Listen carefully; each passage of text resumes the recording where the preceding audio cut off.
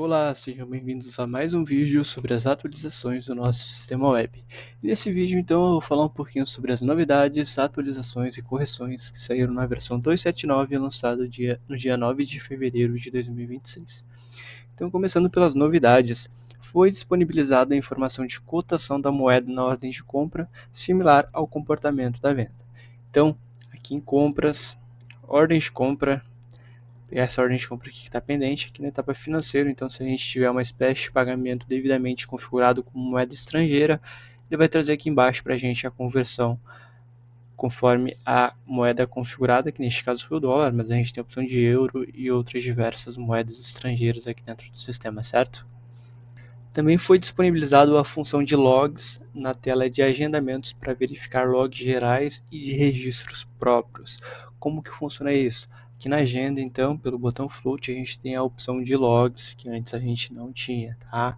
Também foi adicionado o envio do certificado digital do cliente no convênio de emissão de boletos. Então, isso serve para o técnico, quando ele estiver configurando ali, conseguir enviar o certificado digital pelo próprio convênio. Também foi adicionado o cadastro automático de funcionário ao incluir um novo usuário com o mesmo nome vinculado a este usuário, evitando aquela mensagem de usuário não vinculado a um funcionário e facilitando o primeiro acesso daquele determinado usuário. Então, quando a gente está aqui criando o nosso usuário, a gente cria o usuário ali, ele vai pegar esse mesmo nome aqui para o funcionário, correto? E a gente não vai precisar vir aqui em empresas, funcionários, incluir o funcionário e vincular o usuário, tá? Ele vai fazer isso de maneira automática para a gente, certo? Também foi disponibilizado nas notas fiscais complementares o lançamento de itens com quantidade e valor zerados e a informação manual do crédito de ICMS para Simples Nacional, para destacar o valor referente à NFE original. Então aqui em fiscal, NFE, vou abrir essa NFE pendente, agora a gente consegue aqui lançar os itens com quantidade e valor unitário zerado, apenas com o destaque do ICMS aqui no valor de imposto. A gente pode colocar aqui o nosso valor de ICMS para estar destacando na nota, correto? Lembrando que a finalidade precisa ser complementar para estar funcionando essa opção aqui de quantidade e valor unitário zerado. Também foram adicionados os campos IBS, UF, IBS Município e CBS no formulário de alteração tributária em lote de NFEs e vendas, permitindo alterar esses impostos da reforma tributária em vários itens de uma só vez. Então, na própria nota que a gente estava ali antes, a gente pode vir aqui no botão Float, no mesmo lugar que a gente vem para alterar a configuração tributária, a gente pode alterar esses novos impostos. Outra novidade é que foi adicionado na tela de MDFE um botão no menu flutuante para imprimir a minuta de despacho de todas as NFEs vinculadas ao manifesto de uma vez, sem precisar voltar à tela de NFE e selecionar cada nota individualmente. Então aqui em fiscal, MDFE, dentro de uma MDFE, aqui dentro do botão Float, a gente vai ter a opção de imprimir minuta de despacho das NFEs selecionadas. E por fim, sobre as novidades, foi adicionado no IPDV a opção em configurações para definir se a exclusão de itens da venda será feita pelo número do item ou pelo código de barras, código do produto, permitindo bipar o produto com o leitor para removê-lo. Agora, falando um pouquinho sobre as atualizações, foi adicionada a informação de nome fantasia no seletor de colunas do grid da consulta de produtos, foi adicionado o campo de data de criação no seletor de colunas na análise de produtos. Então, aqui na análise de produtos, a gente vai ter a opção de data criação. Agora também é possível adicionar a informação de vendedor na impressão de contas a receber por clientes. Então aqui dentro de configurações, na personalização da impressão, se a gente vem aqui em definições de impressão, personalização de impressão, e a gente escolhe a impressão de contas a receber por clientes, a gente tem a opção de adicionar a informação de vendedor lá na conta a receber. Também foi adicionado o campo de data de vencimento no seletor de colunas na análise de pagamentos no formato dia, mês e ano. Não vou mostrar isso porque é igual eu mostrei aqui a data de criação na análise de produtos. Também foi adicionado os logs das contas a receber ao realizar a geração de boletos. Então aqui financeiro, contas a receber, quando for gerado um boleto através de uma conta a receber, aqui nos logs a gente vai conseguir ter esse registro. Também foi adicionada a configuração 143 para permitir desativar o aviso de utilização de crédito na baixa de títulos de contas a receber.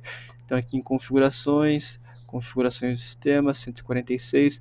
Se a gente não quer que apresente o aviso de utilização de crédito, baixa de títulos das contas a receber, a gente desativa essa opção que vem ativa por default. Também foi adicionada a coluna custo total no seletor de colunas na tela de consulta de produtos apenas para usuários administradores.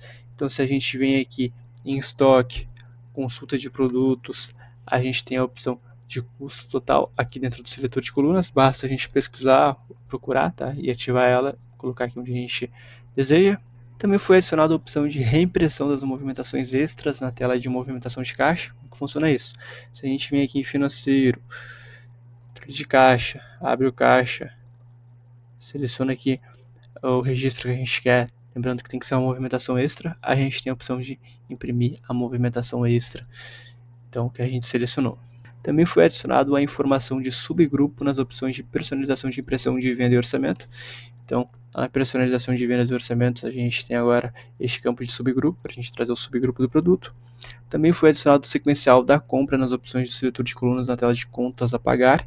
Então, que eu mostrei para vocês, vindo aqui em contas a pagar, a gente tem a opção de, se a gente pensar por compra aqui, a gente tem a opção de seria aqui o sequencial da compra para nossa visualização aqui, para ver quais contas são provenientes de compras e o sequencial da mesma. Foi adicionadas informações de quantidade abaixo do ideal e abaixo do mínimo nas opções do seletor de colunas na tela de necessidade de compra. Então, igual eu mostrei para vocês, aqui na tela de necessidade de compra, tá? A gente tem essas duas colunas novas, tá? Esses dois campos que a gente pode estar adicionando aqui pelo seletor de colunas. Foi alterado para salvar o CMV por empresa, permitindo visualizar o CMV atualizado na tela de estrutura de custo do projeto, do produto, ajuste de preço. Então, quando a gente faz o ajuste de preço unitário ali, conforme a empresa que a gente está logado, a gente consegue ver a estruturação do nosso CMV no ajuste de preço, tá? A depender da empresa que a gente está logado. Foi ajustado também para solicitar permissão de administrador quando o usuário não possui permissão no menu para excluir clientes. Então, quando o usuário não tiver a permissão para exclusão de clientes, correto? A gente vai ter que liberar o usuário para estar excluindo com o código de liberação, o usuário e senha de um administrador. Eu aqui no caso consigo porque eu sou administrador, mas quando o usuário não for pertencente ao grupo de administração, ele vai solicitar ali código de liberação ou e-mail e senha de um administrador. Tá? Também foi ajustado para salvar corretamente o plano de contas do fluxo de caixa do fornecedor. Então, o plano de contas do fluxo de caixa que fica vinculado lá no cadastro do fornecedor está sendo salvo de maneira correta. E, por fim, sobre as atualizações, foi alterado o comportamento da formação de competência na replicação de contas a pagar para considerar o período selecionado ao gerar a nova conta. Então, se eu lancei uma conta ali com o vencimento dela, que o vencimento dela é para dezembro, mas a competência é para novembro e replicar as contas, as demais vão respeitar a mesma regra, tá? Agora falando um pouquinho sobre as correções. Foi ajustado a alteração do valor unitário no grid da venda e do orçamento. Foi adicionada a validação de inclusão de itens com valor atacado na tela de NFE. Foi ajustado o comportamento ao editar o valor do item com quantidade atacado aplicado no orçamento.